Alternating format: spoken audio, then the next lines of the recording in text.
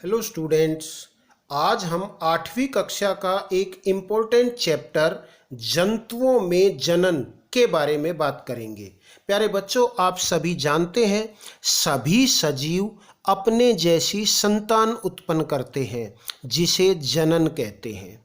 जंतुओं में जनन दो प्रकार से होता है, लैंगिक जनन तथा अलैंगिक जनन। लैंगिक जनन क्या होता है? जिसमें नर तथा मादा जनन कोशिकाएं मिलकर युग्मनज बनाती है और युग्मनज विकसित होकर नया जीव बनाता है।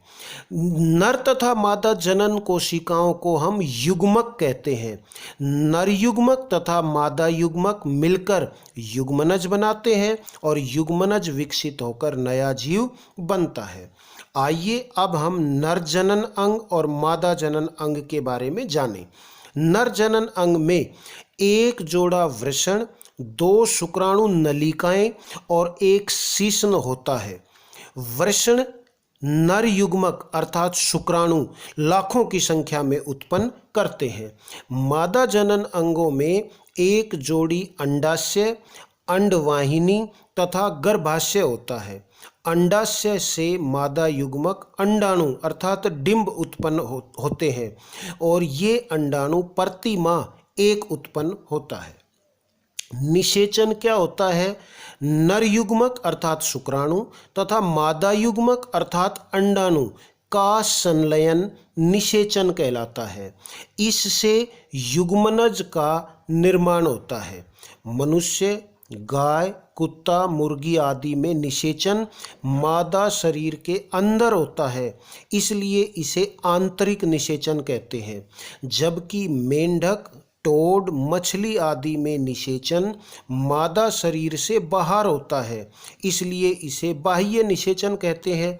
यह निषेचन की प्रक्रिया है जिसमें ये अंडाणु है तथा ये कुछ शुक्राणु है, लेकिन इनमें से केवल एक ही शुक्राणु निषेचन की क्रिया में भाग लेता है। भ्रूण क्या होता है? युग्मनज समय अंतराल के बाद विकसित होकर भ्रूण बनाता है। भ्रूण गर्भाशय की दीवार में रोपित होकर विकसित होता रहता है और धीरे धीरे शारीरिक अंग भ्रूण के विकसित होते हैं और भ्रूण की वह अवस्था जब सभी शारीरिक अंगों की पहचान हो सके गर्भ कहलाता है। जब गर्भ का पूर्ण विकास हो जाता है तो माँ नवजात शिशु को जन्म देती है। बाह्य निषेचन वाले जंतुओं में भ्रूण का विकास मादा के शरीर के बाहर ही होता है। दो प्रकार के जीव होते हैं, जरायुज और अंडपरजक। जरायुज वे जंतु होते हैं जो शिशु को जन्म देते हैं, जैसे मनुष्य, गाय, कुत्ता आदि। जबकि अंडपरजक जो जंतु अंडे देते हैं और उनसे शिशु का निर्माण होता है, जैसे मुर्गी, कौवा आदि।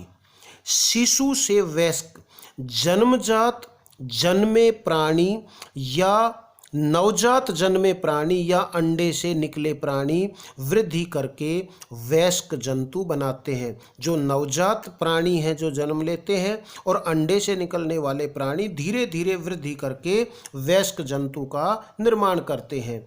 कुछ जंतुओं के जीवन चक्र के बारे में हम जानते हैं।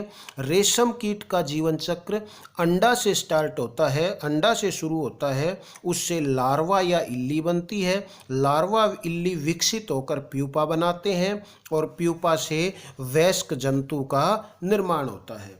ठीक इसी तरह मेंढक का जीवन भी अंडे से शुरू होता है। अंडे से लार्वा या टेडपोल बनता है और लार्वा या टेडपोल से वयस्क मेंढक बनता है। एक टर्म आती है कायांतरण। कायांतरण क्या होता है? सजीवों में विशेष परिवर्तन होकर वयस्क जीव का बनना कायांतरण कहलाता है। ये तो थे लैंगिक जनन के बारे में। अब हम पढ़ेंगे अलैंगिक जनन।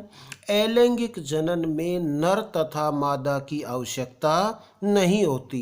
अलैंगिक जनन अनेक प्रकार का होता है, जैसे मुकुलन।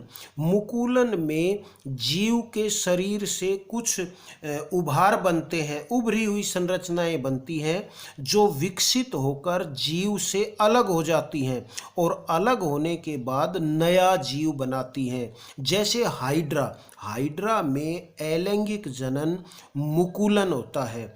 हाइड्रा में मुकुलन की सहायता से अलैंगिक जनन होता है, नया जीव बनता है। दूसरा अलैंगिक जनन का उदाहरण खंडन। एक कोशिकीय जीव विभाजित होकर बंटकर दो कोशिकाओं में बदल जाती है। दो कोशिकाओं में बदल जाती है, द्विखंडन होता है। जबकि कुछ कोशिकाएं एक कोशिका से विभाजित होकर अनेक कोशिकाओं में भी बट जाती है, अनेक कोशिकाएं बनती है, उसे हम बहुखंडन विधि द्वारा अलैंगिक जनन बोलते हैं।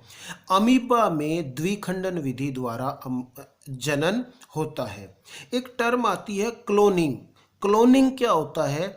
कृत्रिम रूप से किसी एक कोशिका या जीव के भाग से नया जीव उत्पन्न करते हैं, या किसी जीव का कोई एक अंग उत्पन्न करते हैं, एक या एक से अधिक अंग उत्पन्न करते हैं, इसे क्लोनिंग कहते हैं। सबसे पहले डोली नाम की एक भेड़ की क्लोनिंग से एक भेड़ का निर्माण किया गया था। उसके बाद दूसरे जंतुओं पर भी क्लोनिंग की प्रक्रिया अपनाई गई थी। तो ये था जंतुओं में जनन। वीडियो अच्छी लगी हो तो लाइक बटन जरूर दबाइएगा, अपने फ्रेंड्स के साथ शेयर जरूर करिएगा, और अब तक चैनल सब्सक्राइब नहीं किया है तो चैनल सब्सक्राइब प्लीज़ ज़रूर कर दीजिएगा।